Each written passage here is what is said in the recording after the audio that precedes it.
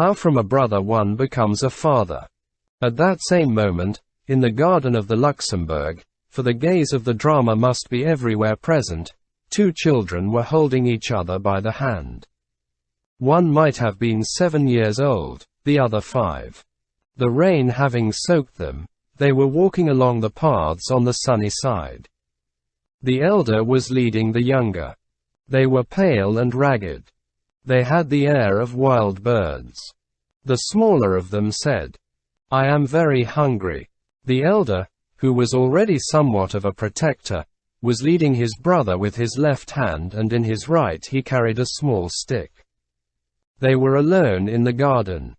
The garden was deserted. The gates had been closed by order of the police, on account of the insurrection. The troops who had been bivouacking there had departed for the exigencies of combat.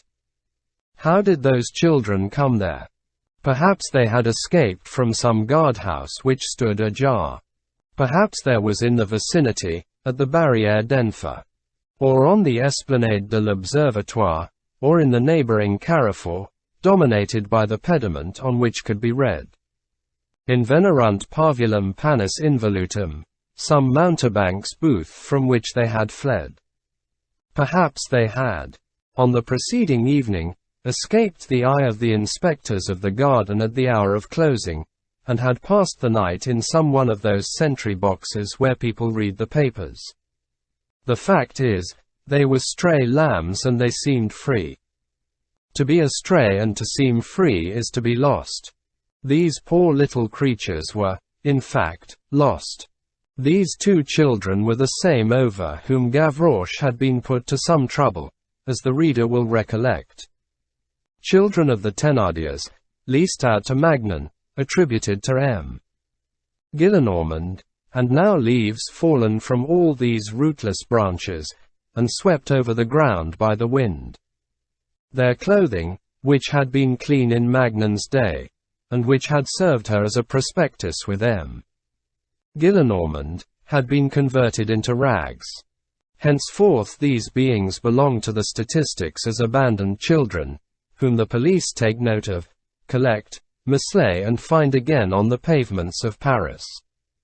It required the disturbance of a day like that to account for these miserable little creatures being in that garden. If the superintendents had caught sight of them, they would have driven such rags forth. Poor little things do not enter public gardens. Still, people should reflect that, as children, they have a right to flowers. These children were there, thanks to the locked gates. They were there contrary to the regulations. They had slipped into the garden and there they remained. Closed gates do not dismiss the inspectors. Oversight is supposed to continue, but it grows slack and reposes. And the inspectors, moved by the public anxiety and more occupied with the outside than the inside, no longer glanced into the garden, and had not seen the two delinquents. It had rained the night before, and even a little in the morning. But in June, showers do not count for much. An hour after a storm, it can hardly be seen that the beautiful blonde day has wept. The earth, in summer, is as quickly dried as the cheek of a child. At that period of the solstice, the light of full noonday is, so to speak, poignant. It takes everything. It applies itself to the earth, and superposes itself with a sort of suction. One would say that the sun was thirsty. A shower is but a glass of water. A rainstorm is instantly drunk up. In the morning everything was dripping. In the afternoon everything is powdered over. Nothing is so worthy of admiration as foliage washed by the rain and wiped by the rays of sunlight. It is warm freshness. The gardens and meadows, having water at their roots, and sun in their flowers, become perfuming pans of incense, and smoke with all their odors at once. Everything smiles, sings and offers itself. One feels gently intoxicated. The springtime is a provisional paradise. The sun helps man to have patience. There are beings who demand nothing further. Mortals, who, having the azure of heaven, say, "It is enough." Dreamers absorbed in the wonderful, dipping into the idolatry of nature, indifferent to good and evil, contemplators of cosmos and radiantly forgetful of man, who do not understand how people can occupy themselves with the hunger of these, and the thirst of those, with the nudity of the poor in winter, with the lymphatic curvature of the little spinal column, with the pallet, the attic, the dungeon, and the rags of shivering young girls, when they can dream beneath the trees. Peaceful and terrible spirits they, and pitilessly satisfied. Strange to say, the infinite suffices them. That great need of man, the finite, which admits of embrace, they ignore. The finite which admits of progress and sublime toil, they do not think about. The indefinite, which is born from the human and divine combination of the infinite and the finite, escapes them. Provided that they are face to face with immensity, they smile. Joy never, ecstasy forever. Their life lies in surrendering their personality in contemplation. The history of humanity is for them only a detailed plan. All is not there. The true all remains without. What is the use of busying oneself over that detail? Man suffers, that is quite possible.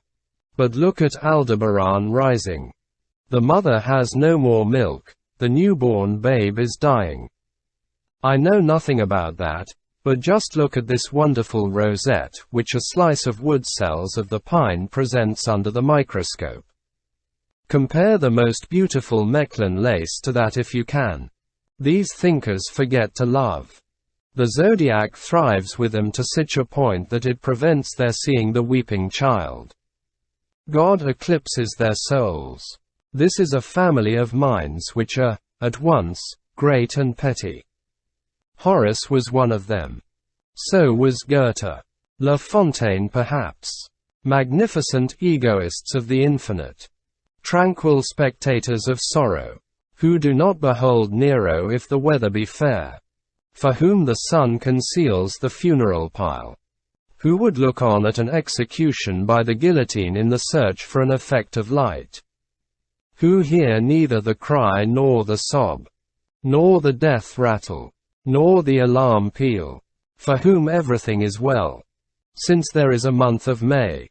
Who, so long as there are clouds of purple and gold above their heads, declare themselves content, and who are determined to be happy until the radiance of the stars and the songs of the birds are exhausted. These are dark radiances. They have no suspicion that they are to be pitied. Certainly they are so. He who does not weep does not see. They are to be admired and pitied, as one would both pity and admire a being at once night and day, without eyes beneath his lashes but with a star on his brow. The indifference of these thinkers is, according to some, a superior philosophy. That may be. But in this superiority there is some infirmity. One may be immortal and yet limp. Witness Vulcan. One may be more than man and less than man. There is incomplete immensity in nature. Who knows whether the sun is not a blind man? But then, what? In whom can we trust? Solemn quis dicere falsum audit. Who shall dare to say that the sun is false? Thus certain geniuses, themselves, certain very lofty mortals, man-stars, may be mistaken. That which is on high at the summit, at the crest, at the zenith, that which sends down so much light on the earth, sees but little, sees badly, sees not at all. Is not this a desperate state of things? No. But what is there, then, above the sun? The god. On the 6th of June, 1832, about 11 o'clock in the morning, the Luxembourg, solitary and depopulated, was charming. The quincunxes and flower beds shed forth balm and dazzling beauty into the sunlight. The branches, wild with the brilliant glow of midday, seemed endeavoring to embrace. In the sycamores there was an uproar of linnets, sparrows triumphed, woodpeckers climbed along the chestnut trees, administering little pecks on the bark. The flower beds accepted the legitimate royalty of the lilies. The most august of perfumes is that which emanates from white nests. The peppery odor of the carnations was perceptible. The old crows of Marie de Medici were amorous in the tall trees. The sun gilded, empurpled, set fire to and lighted up the tulips, which are nothing but all the varieties of flame made into flowers. All around the banks of tulips the bees, the sparks of these flame flowers, hummed. All was grace and gaiety, even the impending rain. This relapse, by which the lilies of the valley and the honeysuckles were destined to profit, had nothing disturbing about it. The swallows indulged in the charming threat of flying low. He who was there aspired to happiness. Life smelled good. All nature exhaled candor, help, assistance, paternity, caress, dawn. The thoughts which fell from heaven were as sweet as the tiny hand of a baby when one kisses it. The statues under the trees, white and nude, had robes of shadow pierced with light. These goddesses were all tatted with sunlight. Rays hung from them on all sides. Around the great fountain, the earth was already dried up to the point of being burnt. There was sufficient breeze to raise little insurrections of dust here and there. A few yellow leaves, left over from the autumn, chased each other merrily, and seemed to be playing tricks on each other. This abundance of light had something indescribably reassuring about it. Life, sap, heat, odors overflowed. One was conscious, beneath creation, of the enormous size of the source. In all these breaths permeated with love.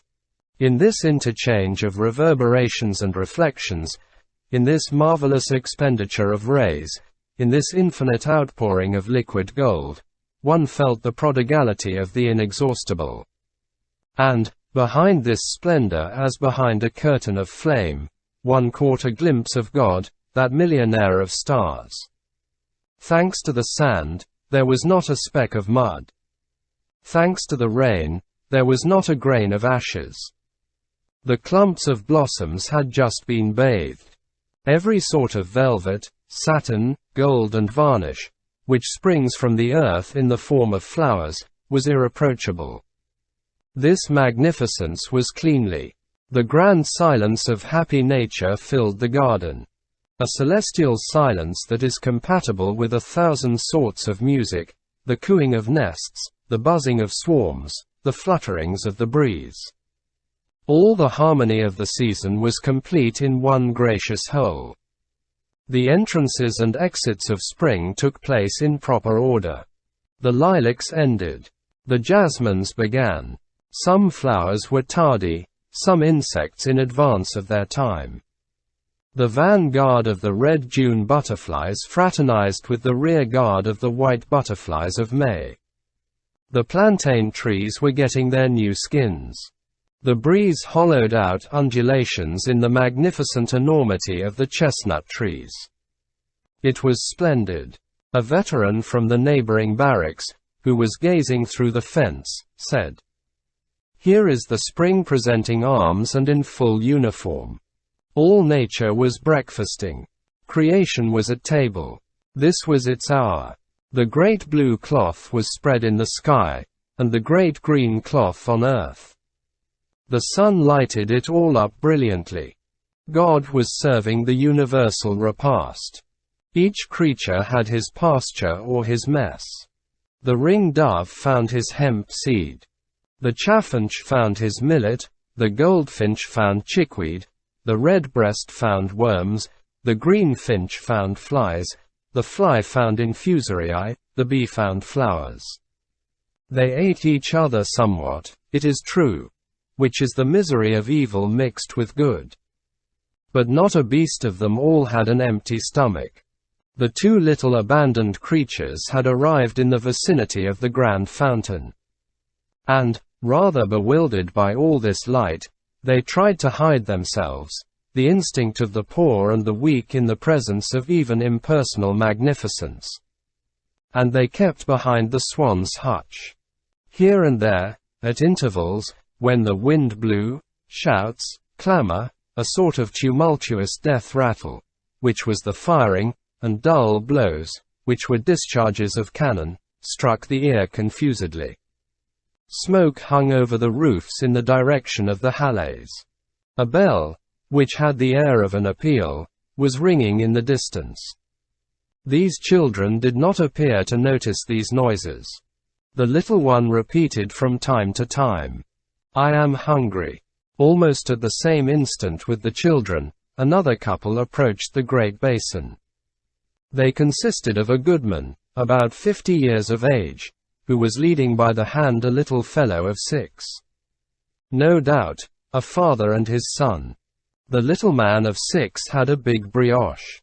At that epoch, certain houses abutting on the river, in the Rues Madame and Denfer, had keys to the Luxembourg garden, of which the lodgers enjoyed the use when the gates were shut, a privilege which was suppressed later on.